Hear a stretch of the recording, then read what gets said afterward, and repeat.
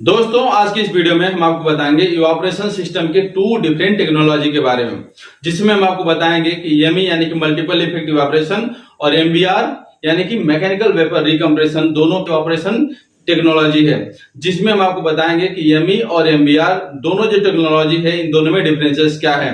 तो जिन भी साथियों को पूरी जानकारी चाहिए यानी कि इन दोनों जो टेक्नोलॉजियों में डिफरेंसेस को अच्छी तरह से समझना है, इस वीडियो के अंत तक जरूर बने रहें, जिसमें आपको पूरे डिटेल से समझाने वाले हैं इन दोनों टेक्नोलॉजियों में डिफरेंस क्या है, कौन सी टेक्नोलॉजी पुरानी है, कौन सी नई है, कौन सी टेक्नोलॉजी किस ईयर में लॉन्च की गई, ये भी मैं आपको बताने वाला हूं। तो आइए करते हैं वीडियो को स्टार्ट और समझते हैं।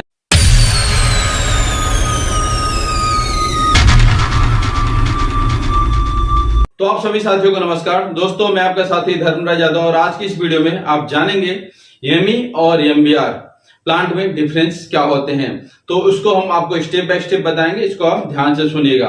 तो एमबीआर यानी कि मैकेनिकल वेपर रिकम्प्रेशन और एमई यानी कि मल्टीपल इफेक्ट इवापोरेशन दोनों ही इवापोरेशन सिस्टम है जो विक्स सॉल्यूशन यानी कि एक लिक्विड को कंसंट्रेट करने के लिए उपयोग की जाती है। हालांकि इन दोनों सिस्टम में कई इंपॉर्टेंट डिफरेंस हैं जिनके बारे में मैं अब आपको बताऊंगा। तो अब आप जानेंगे एमबीआर और एमई के बीच मुख्य डिफरेंस के बारे में। तो फर्स्ट डिफरेंस है प्रिंसिपल ऑफ ऑपरेशन यानी कि कार्य करने के सिद्धांत में देखिए डिफरेंस कैसे है।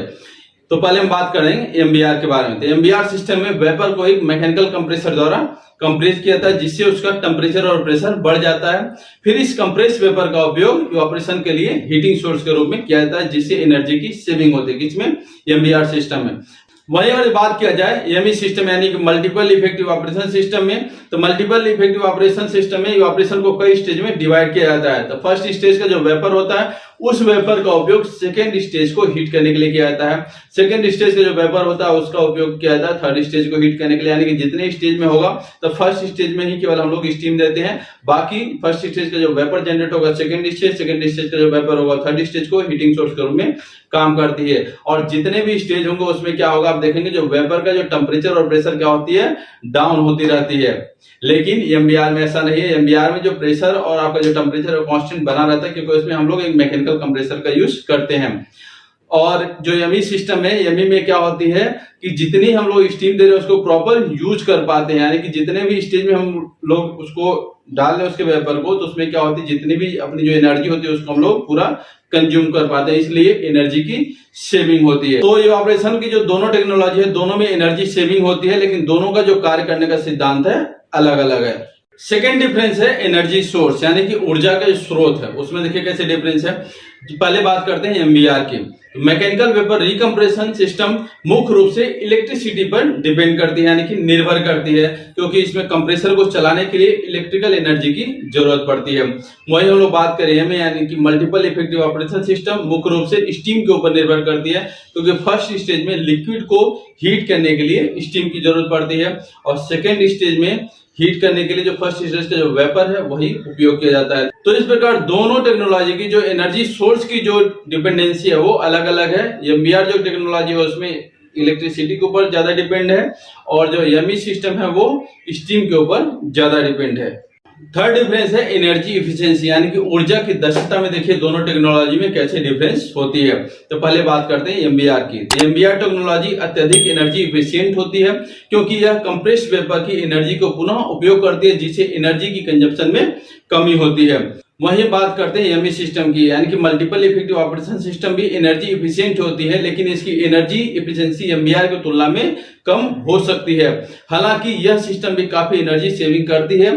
विशेष रूप से एमई सिस्टम की energy efficiency number of stage के ऊपर डिपेंड करती है।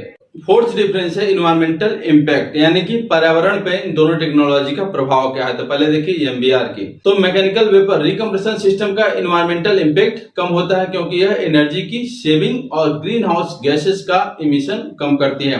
वहीं हम बात करें एमई सिस्टम की, तो एमई सिस्टम भी एनर्जी की सेविंग करती है, लेकिन यह स्टीम के ऊपर निर्भर करती है, तो जिससे कुछ हद तक ग्रीन हाउस गैसेस का इमिशन हो सकता है। खासकर अगर एमई प्लांट में यूज होने वाले स्टीम को फॉसिल फ्यूल से जनरेट किया गया हो यानी कि जीवाश्म से जनरेट किया गया हो, तो इन्वायरमेंटल इंपैक्ट होने के चांस थोड़ा ज्यादा होते हैं एमबीआर की तुलना में। तो फिफ्थ डिफरेंस है वो है ऑपरेटिंग कॉस्ट, यानी कि दोनों सिस्टम को चलाने की जो लागत होती है उनमें देखिए डिफरेंसेस कैसे आती है। तो एमबीआर टेक्नोलॉजी की बात करें तो एमबीआर सिस्टम की ऑपरेटिंग कॉस्ट कम होती है, विशेष रूप से लॉन्ग टर्म पर्सपेक्टिव से, क्योंकि यह पावर पर डिपेंड होती है और एनर्जी की बचत करती है। वहीं हम लोग बात करें यमी सिस्टम की, तो यमी सिस्टम की ऑपरेटिंग कॉस्ट मुख्य रूप से उपयोग की जाने वाली स्टीम की क्वांटिटी के ऊपर निर्भर करती है। ये अगर आपकी स्टीम की कॉस्ट कम आती है तो यमी सिस्टम भी इकोनॉमिक रूप से प्रॉफिटेबल हो सकती है। तो दोनों सिस्टम की जो ऑपरेटिंग कॉस्ट है जो यमी सिस्टम की डिपेंड करती है स्टीम की जनरेशन के ऊपर कि वो आपको कितने कॉस्ट में मिल रही है, और ये जो एमबीआर सिस्टम है वो डिपेंड करती है कि आप इसको कितने टाइम तक चलाने वाले हो। तो 6 नंबर जो डिफरेंस है बहुत इंपॉर्टेंट है और अक्सर इंटरव्यू में पूछा जाता है कि एमबीआर बेस्ड जो ऑपरेशन और एमई बेस्ड जो ऑपरेशन प्लांट है वो किस इंडस्ट्री में लगाई जाती है, इन दोनों को कैसे सेलेक्ट किया जाता है कि कहां पर किसका यूज किया जाए। तो देखिए हम आपको बता देते हैं कि एमबीआर जो सिस्टम का उपयोग तब किया जाता है जब हाई एनर्जी एफिशिएंसी और लो ऑपरेटिंग कॉस्ट इंपॉर्टेंट होती है। यह लार्ज इंडस्ट्रियल प्रोसेस के लिए सुटेबल होती है। कौन?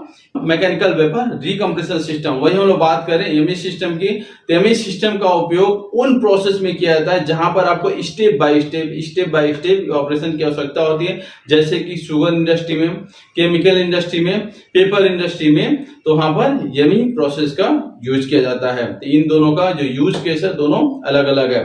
आजकल तो एमबीआर और एमई सिस्टम का उपयोग वाटर ट्रीटमेंट इंडस्ट्री में भी किया जाता है। तो 7th डिफरेंस है इंस्टॉलेशन एंड कॉम्प्लेक्सिटी, यानी कि स्थापना और इसकी जो जटिलता है वो देखिए।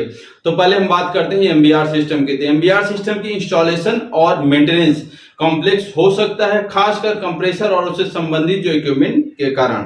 वहीं बात करते हैं एमई सिस्टम की, यानी कि मल्टीपल इफेक्टिव ऑपरेशन सिस्टम की इंस्टॉलेशन एमबीआर की तुलना में सिंपल होती है, लेकिन इसमें कई स्टेज के कारण इसकी कॉम्प्लेक्सिटी बढ़ सकती है, खासकर जब मल्टीपल स्टेज वाली सिस्टम का उपयोग हो रहा हो। तो दोनों सिस्टम की इंस्टॉलेशन और कॉम्प्लेक्सिटी में इस तरह से डिफरेंस होता है। तो 8th नंबर डिफरेंस है वो है मेंटेनेंस, और ये लास्ट डिफरेंस है दोनों टेक्नोलॉजी में। तो पहले हम बात करते हैं एमबीआर यानी कि मैकेनिकल वेपर रिकम्प्रेशन सिस्टम का मेंटेनेंस अधिक चैलेंजिंग हो सकता है, खासकर कंप्रेसर के मेंटेनेंस के संदर्भ में।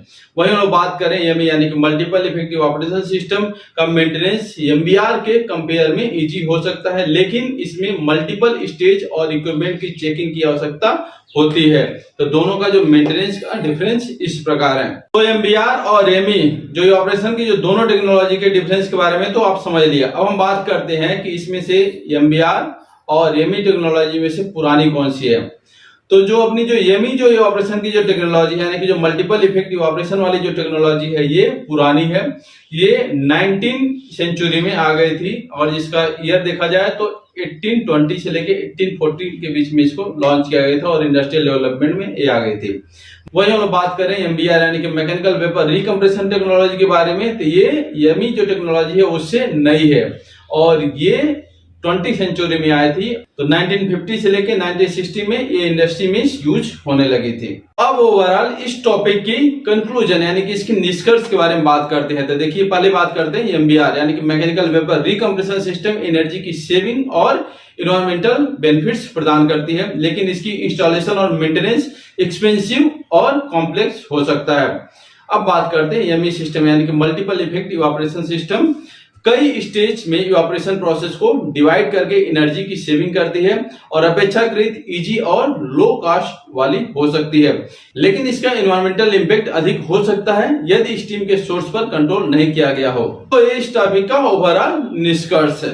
तो दोस्तों आशा करते हैं कि आपको अच्छी तरह से समझ में आ गया होगा कि एमबीआर और एमई टेक्नोलॉजी में दोनों में डिफरेंस क्या है, दोनों टेक्नोलॉजी में से दोनों में से पुरानी कौन है, दोनों में से बेटर कौन है, कब एमबीआर सिस्टम का यूज किया जाता है, कब एमई सिस्टम का यूज किया जाता है, दोनों को इंडस्ट्रियल यूज में कब लाया गया था। तो दोस्तों अगर आपको ये जानकारी अच्छी लगी हो तो इस वीडियो को लाइक कर देना और अपने फ्रेंड सर्कल में आप इस वीडियो को शेयर कर देना, और अगर आप इस चैनल पर नए हो, पहली बार विजिट किया हो तो प्लीज आप इस चैनल को सब्सक्राइब कर देना, साथ ही साथ बेल आइकन को एक्टिवेट कर देना। तो मिलते हैं नेक्स्ट वीडियो में नेक्स्ट टॉपिक के साथ। आज के लिए बस इतना ही। धन्यवाद दोस्तों।